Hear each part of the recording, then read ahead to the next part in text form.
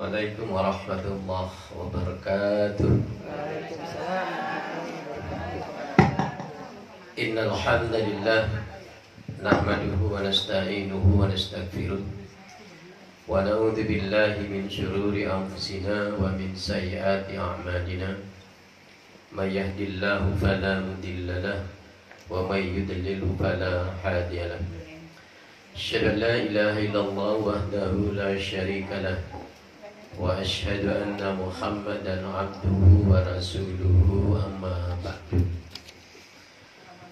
Bapak Dr. Haji Rama Yulis yang saya hormati selaku Ketua Yayasan Majelis Taklim Az-Zikir. Wah, nyebutnya Az-Zakir salah saya. Ibu-ibu yang saya hormati, yang saya banggakan, yang saya takzimkan, kita bersyukur pada Allah Subhanahu wa taala. Pada hari ini, sore ini kita kembali dipertemukan oleh Allah. Setelah beberapa bulan kita tidak ketemu, kita ketemu pertama dan terakhir pada bulan suci Ramadan kemarin. Ini sudah mau masuk Ramadan lagi nih, baru kita ketemu. Semua itu karena takdir Allah, Bapak Ibu. Apapun yang direncanakan oleh manusia, selama Allah tidak mengkehendaki, tidak berkehendak, maka tidak akan terjadi. Ya kan? Apapun yang tidak diinginkan oleh manusia, tapi kalau Allah menghendaki, pasti itu terjadi. Inilah namanya takdir, Bapak Ibu ya. Mudah-mudahan pertemuan kita, walaupun kita berselang-seling Bapak Ibu, mudah-mudahan awet, mudah-mudahan direstui oleh Allah, mudah-mudahan ada manfaatnya buat kita semua dalam rangka sama-sama belajar tentang fikih ya, dalam terkait dengan keseharian kita yang kita laksanakan, keseharian kita Bapak Ibu, Ibu-ibu. Yang kedua, selawat salam kita berharap semoga Allah Subhanahu wa taala akan tetap melimpahkannya pada junjungan Nabi besar Muhammad sallallahu alaihi wasallam, karena berkat perjuangan beliau kita sekarang ini berada dalam naungan iman dan Islam. Ya. Ibu-ibu yang saya hormati, saya seperti menyampaikan kuliah di kampus ini Bapak Ibu. Ya. Jadi melebihi bahkan menurut saya ketika kita menyampaikan kuliah di kampus gitu ya. Karena saya lihat ready-nya ibu-ibu ini Masya Allah luar biasa ya, sudah tertata dengan baik gitu kan, dengan apa namanya, dengan konsisten, dengan istiqamah. Saya sering menyaksikan karena saya dikirimi oleh Pak Dr. Haji Rama Yulis Bapak Ibu ya, kegiatan-kegiatan yang disampaikan, yang dikerjakan di sini, yang dilaksanakan di sini. Kita akan mengkaji kitab tarjih namanya Bapak Ibu ya. Nah, saya menawarkan dulu nih Bapak Ibu, apakah secara berurutan akan kita kaji kitab tarjih ini, atau ada hal-hal yang urgen yang harus didahulukan umpamanya ya. Kalau mau dikaji secara urut, maka kita yang pertama kali akan kita kaji adalah Kitabul Iman ya. Kitabul Iman, kitab tentang iman Bapak Ibu. Masya Allah luar biasa datang semua.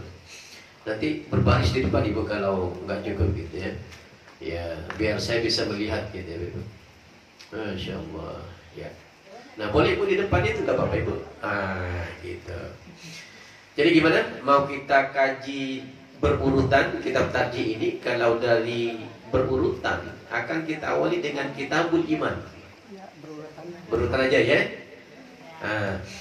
Ibu perhatikan apa yang saya katakan, kemudian apa yang saya perintahkan. Karena ngaji tarjih ini berbeda dengan mengkaji kitab-kitab lain Ibu. Ya. Di dalam tarjih ini dasar hukumnya itu tidak langsung ada di sampingnya. Ya, jadi nanti akan saya sampaikan sama ibu, buka halaman ini, kemudian siapkan halaman ini. Ya, itu ngaji tarjih begitu ibu. Direpotkan kita memang. Ya kan? Ayat-ayatnya, hadis-hadisnya itu tidak berada pada saat pembahasannya ini.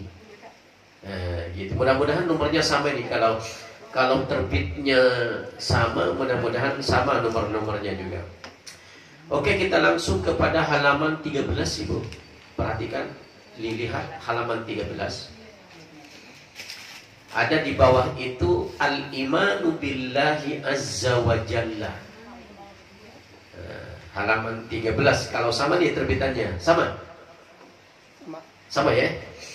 Nah, yang kedua, ibu mau membaca dulu Arabnya, lalu saya jelaskan. Atau saya sendiri yang langsung membaca dan menjelaskan. Gimana? Apa? Enggak ibu belajar dulu gitu? Enggak apa-apa. Nah, nanti pertemuan berikutnya ibu belajar, nanti ibu membaca, lalu saya menjelaskan. Nah, supaya komunikatif ibu ya. Oke, kalau gitu halaman 13 bagian bawah ada namanya di situ, agak di bawah al-imanu billahi azza wa jalla. Ya. Sebelum kita bahas halaman 13, ibu buka juga halaman 22, kasih tanda. Jadi yang ibu persiapkan halaman 13, kemudian halaman 22. Halaman 22 itu ada di bawah al-adillah namanya. Ada bu? Oke. Nah, gitu caranya kalau belajar membahas masalah kitab tadi ya. Oke. Nah, Bapak Ibu yang saya hormati, al-imanu billahi azza wa jalla, kembali kepada halaman 13 Ibu. Al-imanu billahi azza wa jalla ini adalah sebuah pembahasan yang akan menjelaskan tentang Allah azza wa jalla, yang merupakan dalam konsepsi rukun iman. Ini termasuk pada rukun iman yang pertama. Rukun iman itu ada berapa, Ibu? 6. 1, 2, 3, 4, 5, 6. Iya. Nah, iman kepada Allah Azza wa Jalla ini paling tidak 5 kali pertemuan tuh, Ibu. Jadi kalau satu pertemuan itu di 2 SKS nggak cukup, Ibu. Gitu. Ya.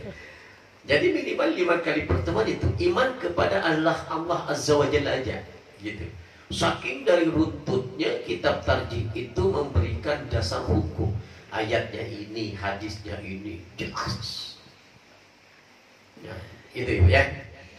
Oke, kita mulai pada nomor yang pertama, tetap halaman 13 Ibu. Sebelum saya perintah buka halaman 22, jangan dulu dibuka ya. Perhatikan kalimatnya Ibu.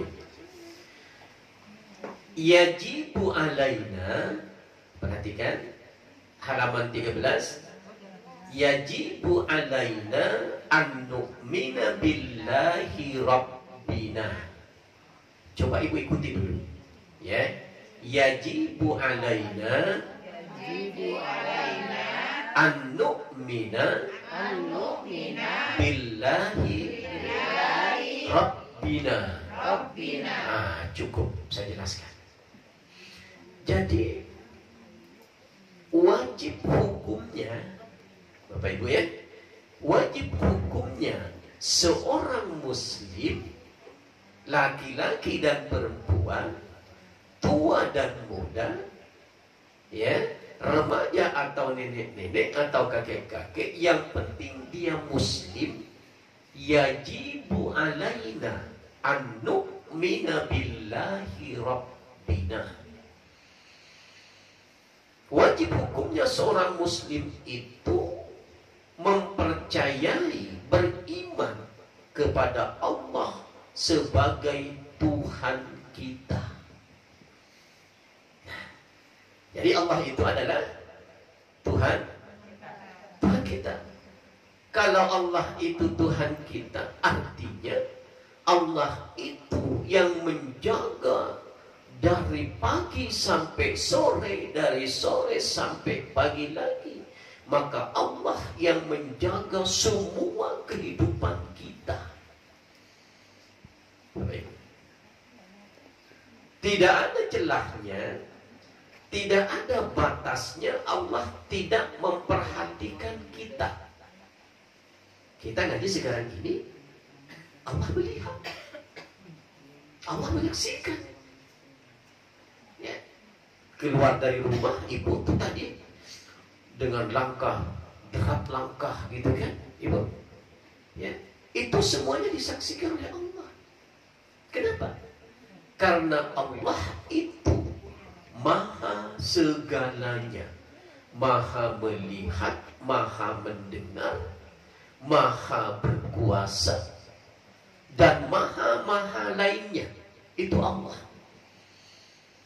Kemampuan Allah untuk mendeteksi kehidupan manusia berbeda dengan kemampuan manusia mendeteksi kehidupan sesama manusia. Di mana bedanya? Allah itu tidak terbatas. Kalau saya dengan Dr. Haji Ramayulis terbatas, Bapak Ibu. Ibu masuk dari pintu sana, saya belum tahu. Dr. Haji Ramayulis juga tidak tahu. Begitu ibu masuk ke sini, oh baru saya tahu. Oh ini ibu si A namanya. Ini ibu si B namanya. Allah tidak terbatas dengan ruang dan waktu. Sekalipun ibu di mana berada, kemana langkah ibu, Allah itu selalu memonitor kehidupan kita semua dalam durasi waktu 24 jam.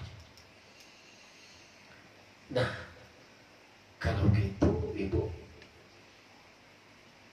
kalau kita nih, saya gak mau menyebut ibu nih, kalau kita nih berada dalam kondisi malas, Allah tahu itu. Tahu itu ibu.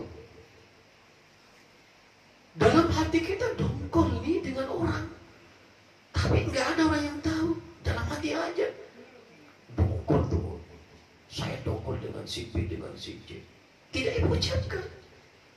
Orang yang paling dekat dengan ibu, suami atau anak, nggak tahu itu. Ibu dongkol dengan si A, ibu dongkol dengan si B. Tapi jangan pernah beranggapan ibu Allah tidak tahu. Tahu itu Allah. Oh, si Marfu'ah itu hari Kamis sebelum asar ada perasaan gak enak tuh sama temannya. Tahu tuh Allah ibu. Di sini ada perbedaan manusia dengan Allah itu. Allah itu disebut Khalik, manusia itu disebut dengan makhluk. Kalau Khalik itu yang menciptakan, kalau makhluk itu yang diciptakan. Kalau Khalik itu tidak terbatas kemampuannya, kalau makhluk sangat terbatas kemampuannya. Itu yang harus kita perhatikan. Jadi ketika ibu umpamanya mau marah sama suami, contohnya ibu ya, tapi ibu supaya nggak nampak pada suami ibu marah, suami nggak menyangka ibu marah, karena di dalam hati, tahu kalau tidur gua racunin loh gitu, ya kan? Jangan ibu beranggapan Allah nggak tahu itu. Disiapkan oleh Allah itu malaikat. Jaga si marhamah itu. Ada keinginan yaitu meracuni suaminya itu tengah malam karena datangnya terlambat ke rumah gitu. Tahu itu Allah ibu. Ya kan? Nah, kalau Allah tahu ibu dengan semua sikap dan perbuatan kita, ucapan kita, bisik hati kita, angan-angan kita, keinginan kita, mana mungkin manusia harus melakukan kesalahan secara sengaja? Betul. Betul ya kok. Kalau kita paham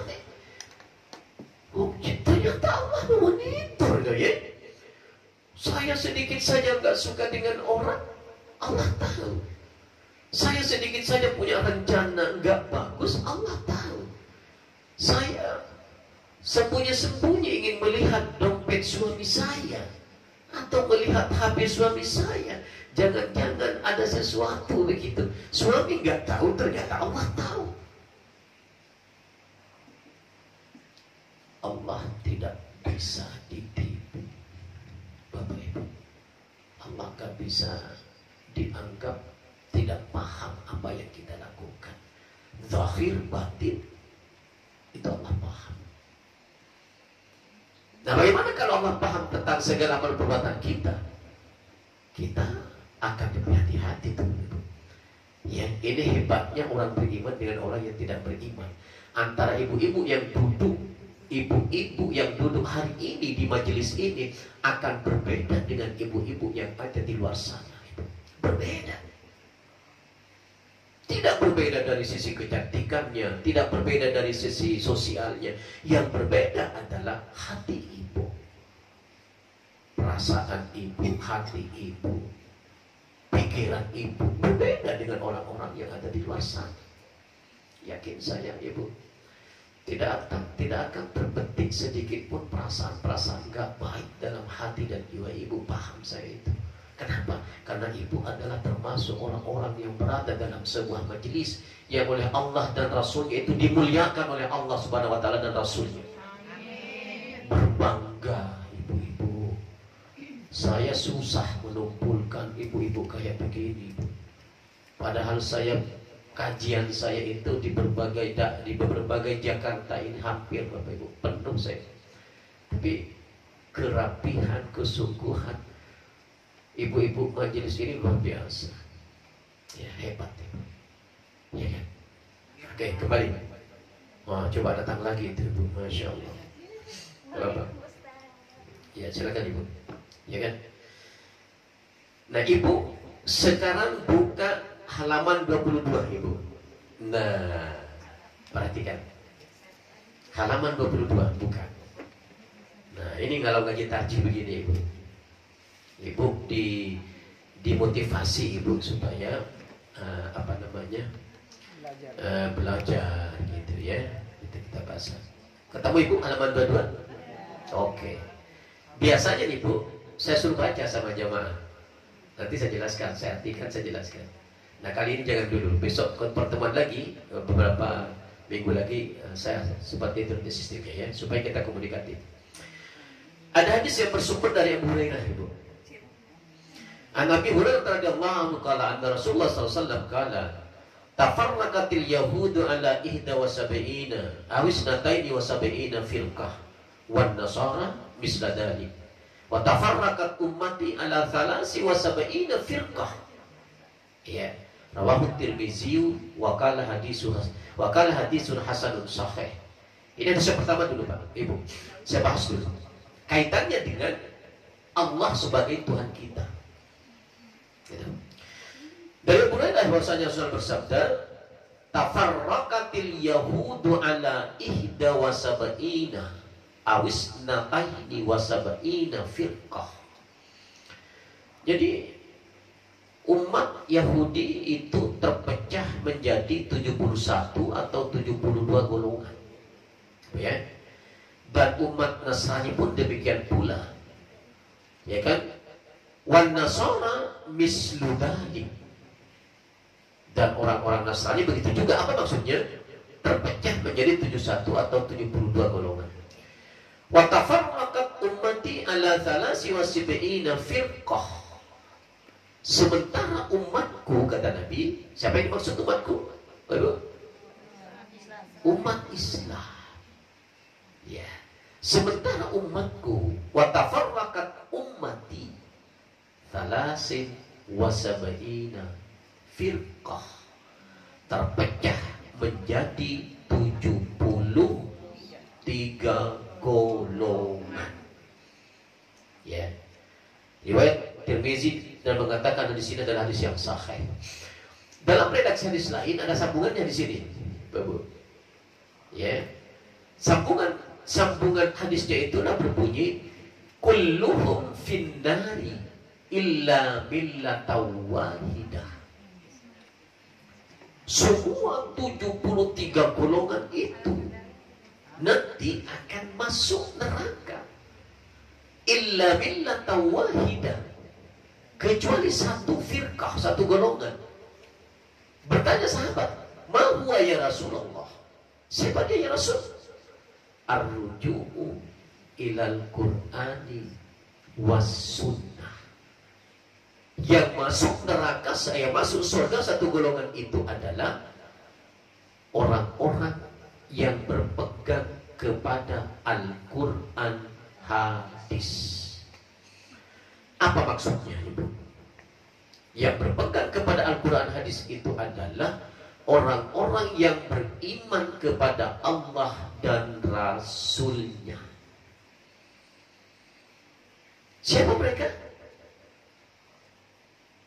Kalau di Indonesia ini kan Ibu, organisasi-organisasi Islam itu banyak, ya kan? Ibu yang tahu, Ibu siapa? Apa aja organisasi Islam di Indonesia ini? NU, Muhammadiyah, Persis, apa lagi? Apa? Al-Irsyad, apa lagi? Naqsyabandiyah, Jamaah Tabligh, Salafi, apa lagi Ibu? Wahabi, LDII, MTA, Majelis Tafsir, MT, Majelis Tafsir, MTA, Majelis Tafsir Al-Hadis, ada MH, bukan Mas Magister, Majelis Hadis. Banyak banget. Siapa yang dimaksud oleh Nabi satu golongan itu? Apakah orang NU, apakah orang Muhammadiyah, apakah orang Persis, apakah orang Salafi? Tidak. Tidak. Siapa? Ar-ruju'u ilal Qur'ani was sunnah. Ini yang masuk surga itu. Dari 73 golongan yang terfirqah-firqah itu adalah orang yang berpegang kepada Al-Quran hadis itu adalah yang masuk surga.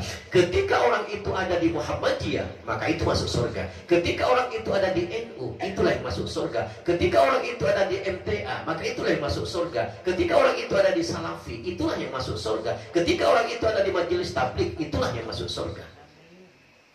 Jadi tidak ada di dalam satu kelompok organisasi. Jadi harus kita pahami. Orang Persis, kalau dia tidak berpegang kepada Al-Quran hadis, bukan tidak masuk surga. Orang Muhammadiyah yang tidak berpegang kepada Al-Quran hadis tidak masuk surga. Orang NU yang tidak berpegang kepada Al-Quran hadis tidak masuk surga. Orang Salafi yang tidak berpegang kepada Al-Quran hadis tidak masuk surga. Kulluhum finnari illa millata wahidah, kata Nabi. Ibu berpegang teguh pada Al-Quran hadis enggak? Masuk surga Ibu. Gitu loh Bu. Tidak dilihat dia itu berada di kelompok mana, organisasi mana. Gak dilihat tuh. Yang dilihat adalah illa millata wahidah. Ma huwa ya Rasulullah? Ar-ruju'u ilal Qur'ani was sunnah. Nah, jadi Ibu, sekalipun Ibu berada dalam organisasi A, belajarlah untuk berkonsisten dengan Al-Quran hadis. Karena itulah yang akan memasukkan kita ke dalam surga.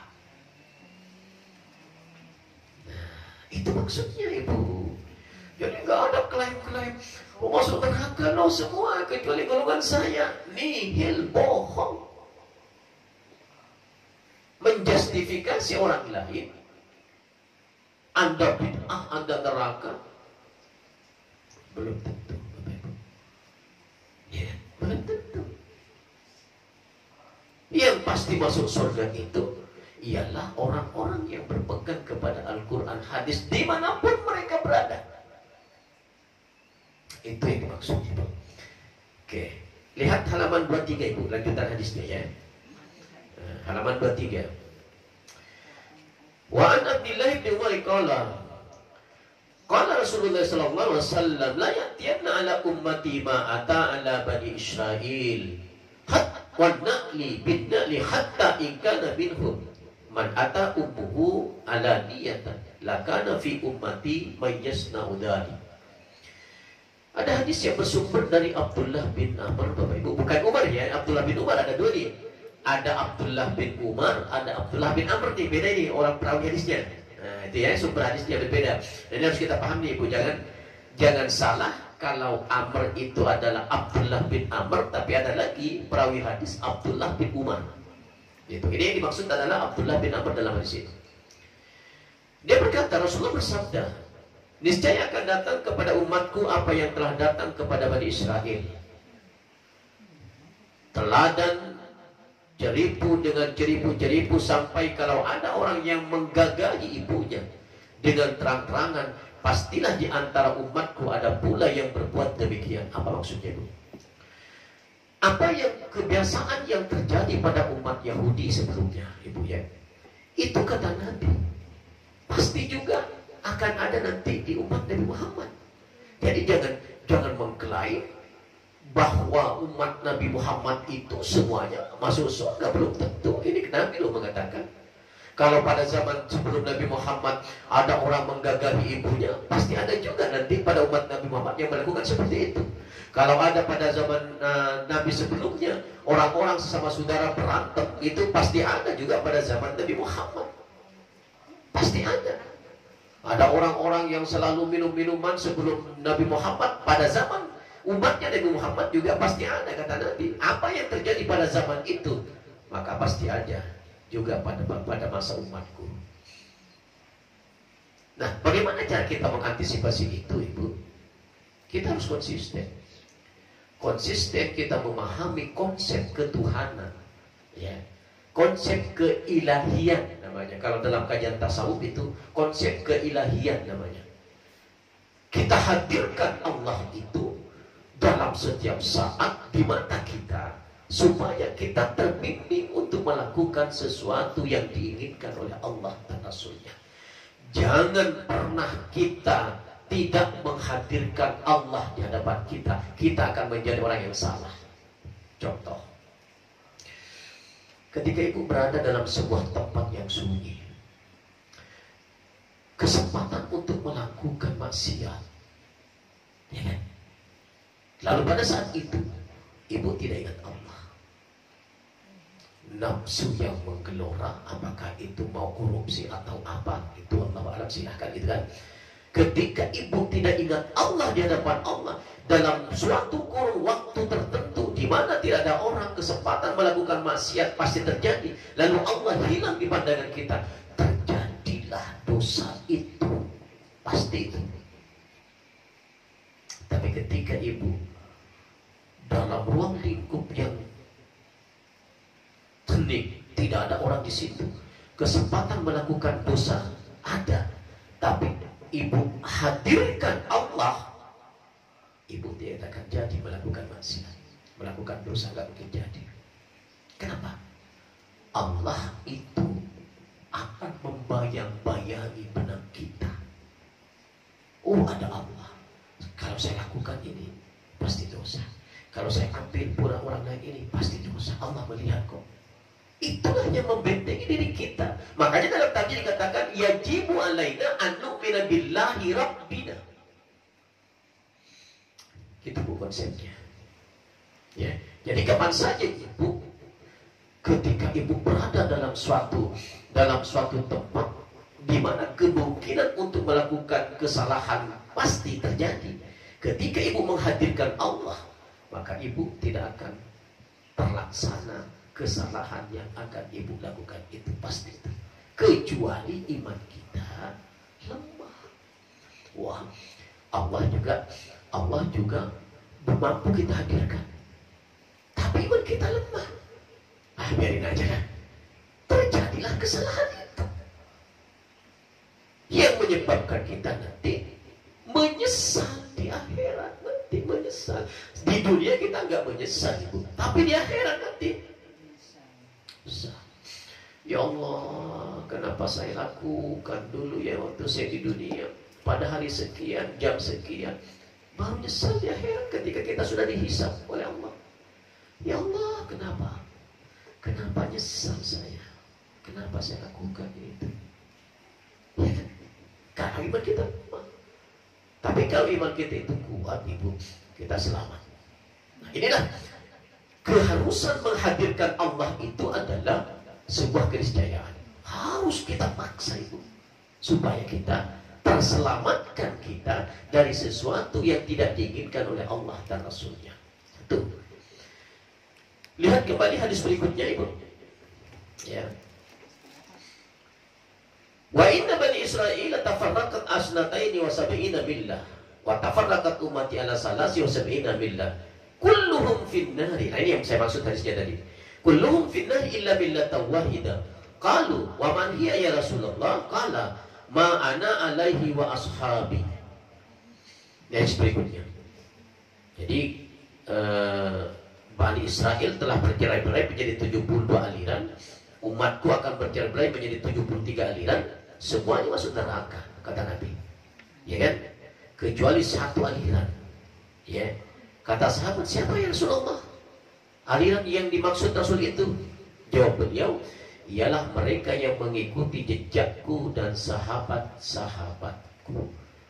Dalam redaksi hadis lain, ar-ruju'u ilal Qur'ani was sunnah. Jadi kalau kita lemah, metode kita mengikuti Rasul, lepas kita itu. Ya kan? Bagaimana Rasul mencontohkan ke kita? Ya kan? Bagaimana Rasul memberikan pelajaran ke kita? Itu kan? Harus kita ikuti. Kalau enggak, lepas kita. Ya kan? Lepas kita. Ya. Oke? Paham itu? Kita lanjut, Pak. Ya. Oke. Buka kembali kepada halaman 13, Ibu. Ya. Kembali kepada halaman 13.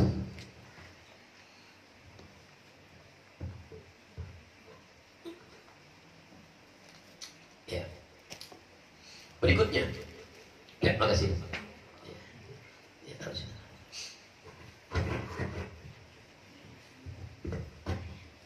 Wah, dinginnya asin nggak mampan ternyata ya, Pak ya. Nah, ini benar-benar nih gajinya bukan begini nih. Yang kedua, halaman 13 kembali. Wa huwal ilahul haqqul ladzi khalaqa kulla syai'in wa huwal wajibul wujud.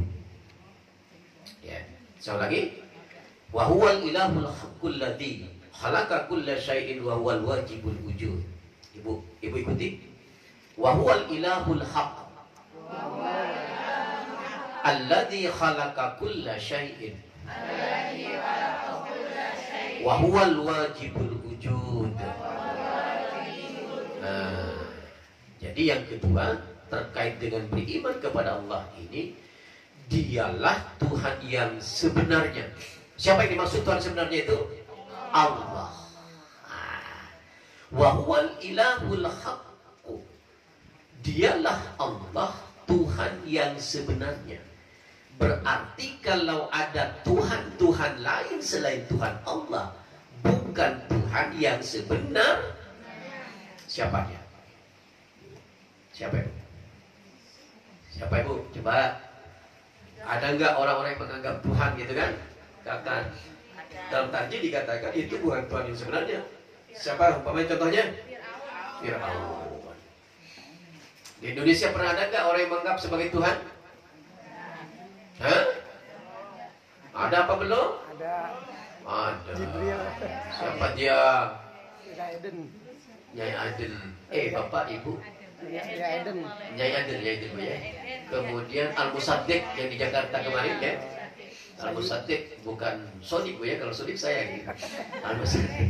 Ahmad Musaddiq itu termasuk orang-orang yang menganggap bahwa ada Tuhan selain Allah. Ya, Ibu tahu nggak informasi terkini ini?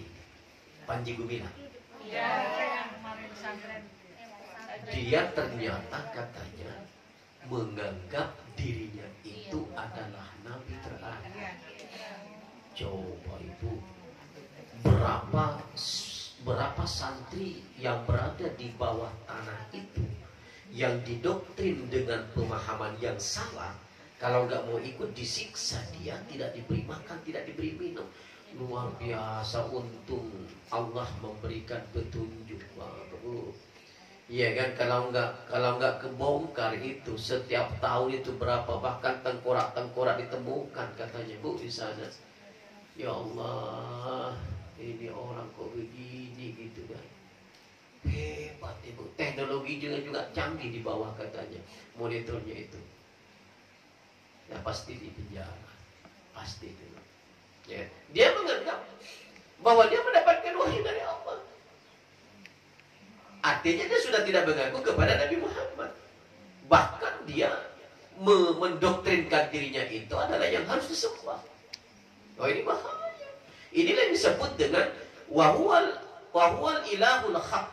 Allah itu adalah Tuhan yang sebenarnya, berarti tidak ada Tuhan selain Allah itu, apapun bentuknya, bagaimanapun kekuasaannya. Jadi kalau ada orang mendoktrin, kita harus menyembah ini. Jangan. Termasuk Pak Karno itu kan oleh pengikutnya mau diistimewakan itu, mau disembah-sembah gitu ya. Hati-hati. Apa konsekuensinya dalam kehidupan kita? Oh, Allah sangat nggak suka itu. Allah paling tidak suka dengan makhluknya yang menganggap ada kekuatan selain kekuatan Allah. Ada Tuhan-Tuhan lain selain daripada Tuhan Allah. Hati-hati tuh Ibu. Nah, terkadang gini kita Bu, dalam kehidupan kita sehari ya. Ada seorang pekerja gitu Bu. Saking dari takutnya pada seorang direktur gitu kan. Jadi semua apa yang diperintahkan itu dilakukan dalam hatinya. Enggak mau telat, enggak mau melakukan kesalahan karena takut. Konsep semacam ini sudah menyamai Allah. Hati-hati itu. Jadi keterlaluan ibu-ibu menganggap loyalitas kepada makhluk itu dianggap ibu sudah musyrik. Hati-hati itu Ibu. Hati-hati itu. Itu yang tidak kita pahami selama ini. Pokoknya harus patuh. Itu namanya ada ilah selain Allah. Padahal tidak ada ilah-ilah lain selain Allah. Ya. Apalagi kalau terus terang kita, kalau ada pohon besar nih, wah saya takut tuh lewat di situ. Biasanya orang langsung sakit tuh. Hati-hati tuh Ibu. Atau wah supaya kehidupan saya lancar nih, saya pergi ke gunung apa gitu kan. Ya kan? Kalau di kami di Madura itu Ibu, ada pulau namanya Pulau Tarangu namanya Ibu. Itu ada makamnya di sana itu Bu. Jadi setiap hari itu dikunjungi oleh orang Bu. Bahkan dari Bandung orangnya itu, dari Bandung. Orang Bandung, Jakarta, Tasik itu datang ke sana setiap hari itu. Apa yang dilakukan? Meminta sesuatu kepada sebuah pulau kecil di tengah-tengahnya itu ada kuburan syekh katanya. Ke sana mereka berbondong-bondong, minta rezeki, minta kehidupan. Yang anaknya belum nikah, minta supaya segera dinikahkan. Inilah yang dimaksud wahwal ilahul haq. Berarti dia sudah menyembah konsep selain daripada Allah. Berarti dia bukan Allah yang sebenarnya. Yang sebenarnya itu adalah ilahul haq. Allah. Allah yang memberi kita kehidupan, Allah yang memberi kita kegembiraan, Allah yang memberi kita kesehatan, Allah yang memberi kita rizki. Semuanya dari Allah. Bukan dari kuburan-kuburan yang disembah oleh orang lain. Ibu harus berbeda dengan orang-orang lain. Majelis taklim ibu ini harus berbeda dengan majelis taklim orang lain. Ya kan? Sesuatu yang memang bernuansa kepada kemusyrikan, ibu harus anti. Jangan coba-coba dilakukan. Oke lah, nggak enak sama tetangga, ibu ziarah umpamanya ke mana itu Bu? Ke Pamijahan. Ibu tahu ke Pamijahan itu Ibu? Di mana itu tempat di Pamijahan itu? Daerah Tasik. Saya pernah lewat. Oke lah ibu ikut ke sana. Tapi ibu jangan ikut ketika ada ritual-ritual yang mengandung kemusyrikan. Dalam rangka persaudaraan aja ibu ikut ke sana, ya nggak apa-apa lah, supaya nggak saya diomongin orang eksklusif, nggak apa-apa ikut ke sananya. Yang dilarang itu begitu nyampe ke sana, ibu minta sesuatu melalui kuburan itu, melalui tempat itu, padahal minta yang sebenarnya itu harus kepada Allah. Tidak ada wasilah bagi kuburan itu. Itu musyrik besar, Ibu. Hati-hati itu. Percuma hidup kita, Ibu ya. Hidup kita sudah 50 tahun, 60 tahun masih melakukan itu, nggak bakalan masuk surga, Ibu. Hati-hati itu.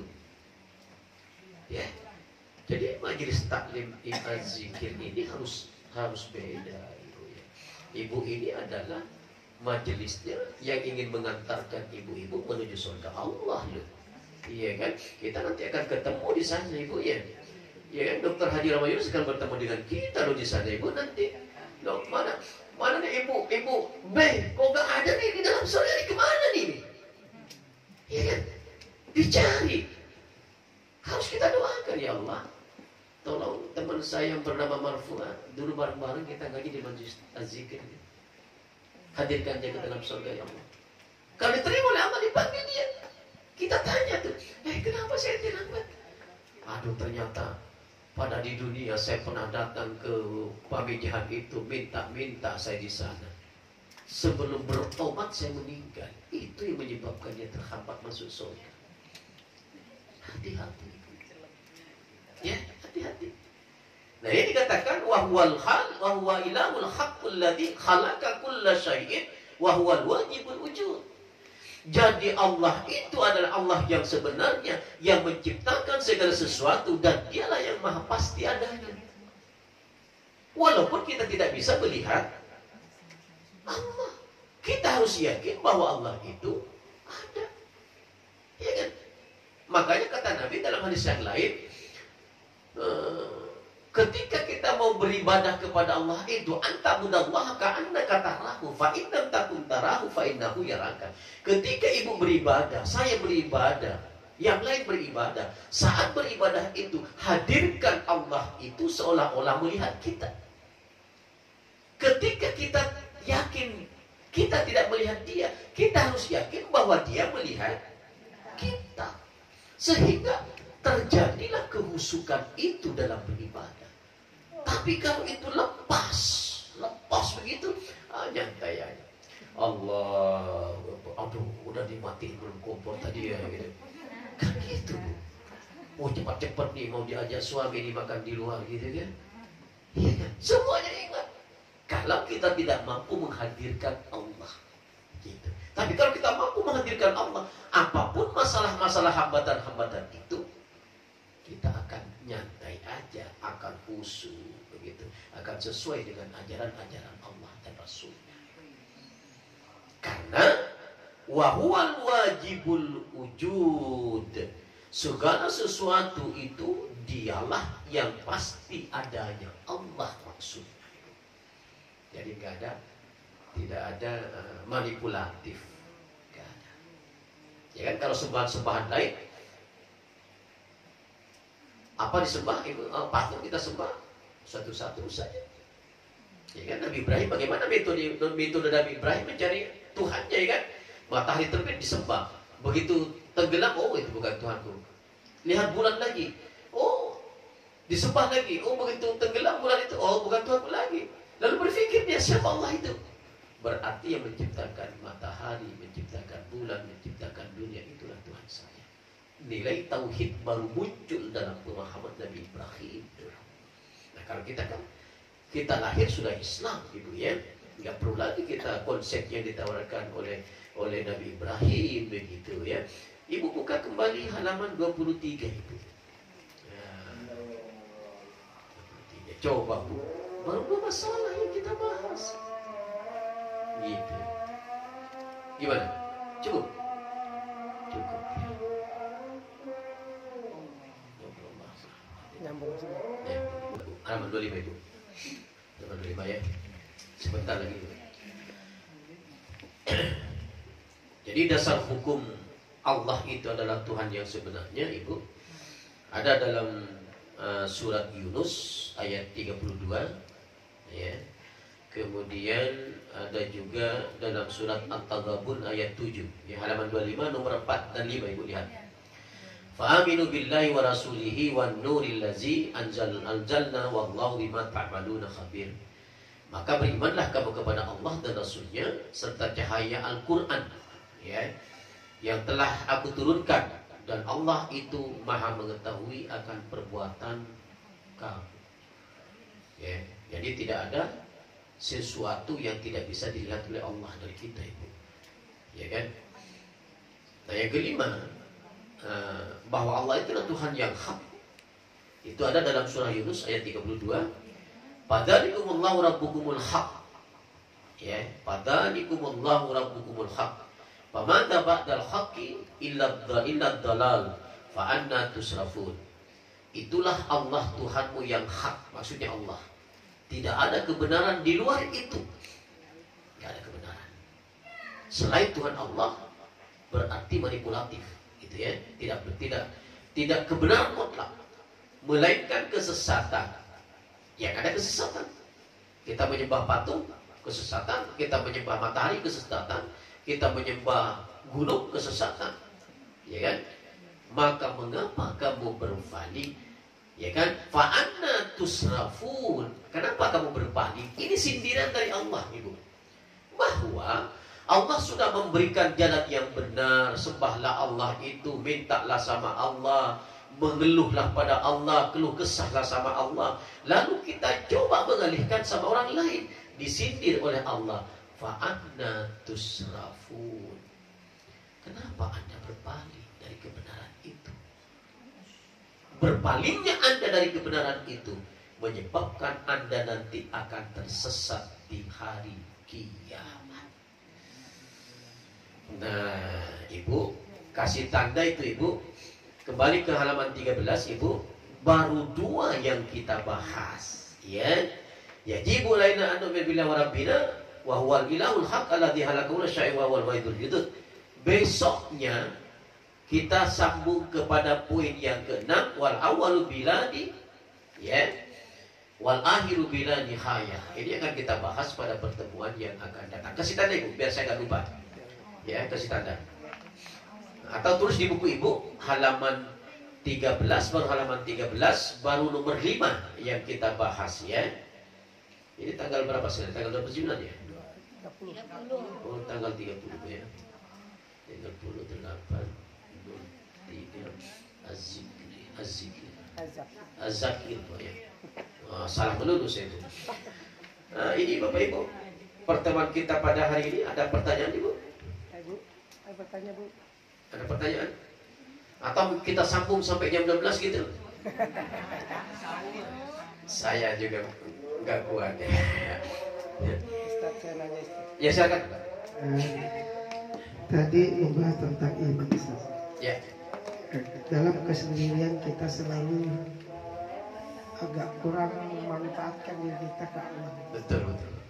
Bagaimana Ustaz caranya menghadirkan Allah agar selalu iman kita terpatri bahwa itu Allah ada pada diri kita. Kadang-kadang dalam kesendirian kita lupa sama Allah. Bahkan kita pun terjerumus dari maksiat.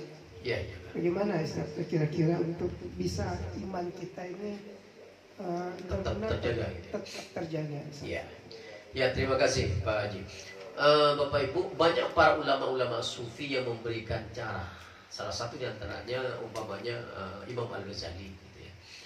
Itu memberikan cara bagaimana supaya kita terikat terus dengan Allah itu. Tadi kan Nabi sudah memberikan jalan, anta budallaha ka'annaka tarahu fa in lam takun tarahu fa innahu yaraka. Imam Al-Ghazali salah satu di antara ulama yang memberikan solusi itu. Kita harus terbiasa berlatih dulu, berlatih nih Ibu ya. Imtihan namanya. Kita berlatih terus bagaimana kita selalu menghadirkan Allah itu. Awalnya mungkin kita nggak mampu Ibu. Baru kuat 3 menit, 5 menit, lupa lagi gitu kan. Itu awalnya begitu. Itu jalani terus. Ingat terus, selalu kita berusaha bagaimana Allah itu supaya ada di hadapan kita. Ini kata Imam Al-Ghazali salah satunya. Kemudian yang kedua, yakini bahwa ketika kita melupakan Allah itu kita akan menjadi orang yang salah. Yakin itu. Kalau kita gak yakin dengan itu, mudah kita melakukan hal-hal yang tidak baik, apalagi ketika sendirian, Ibu. Ya kan?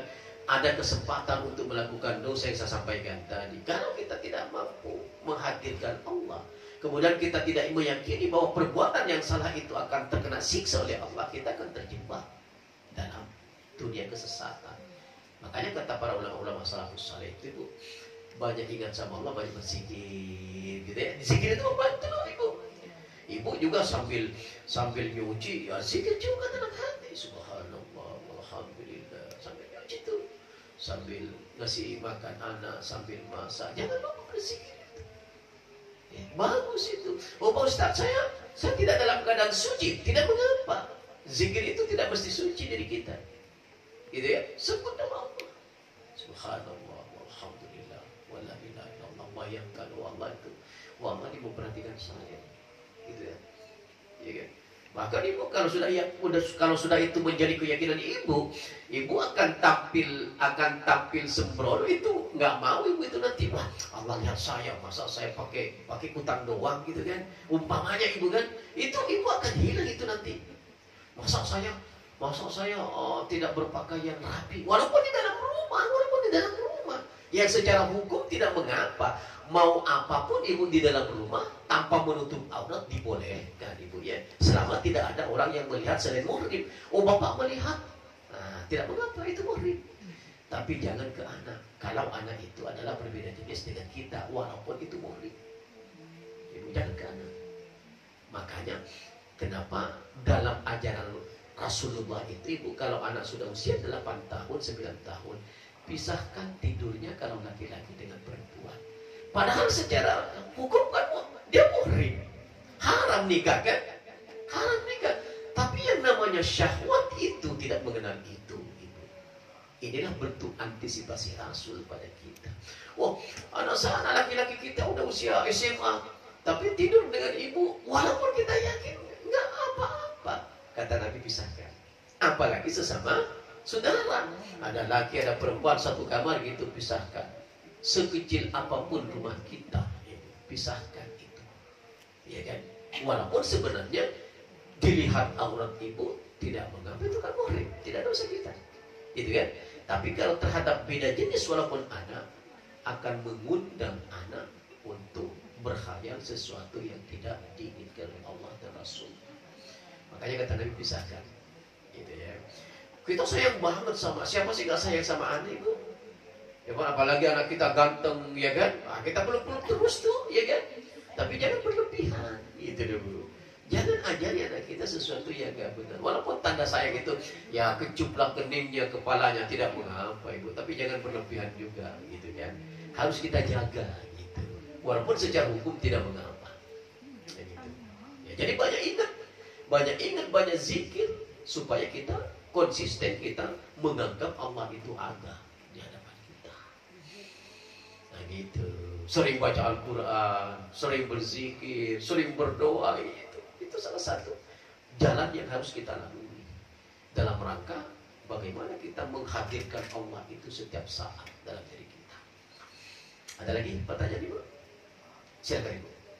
Kita kan di rumah istighfar, ya.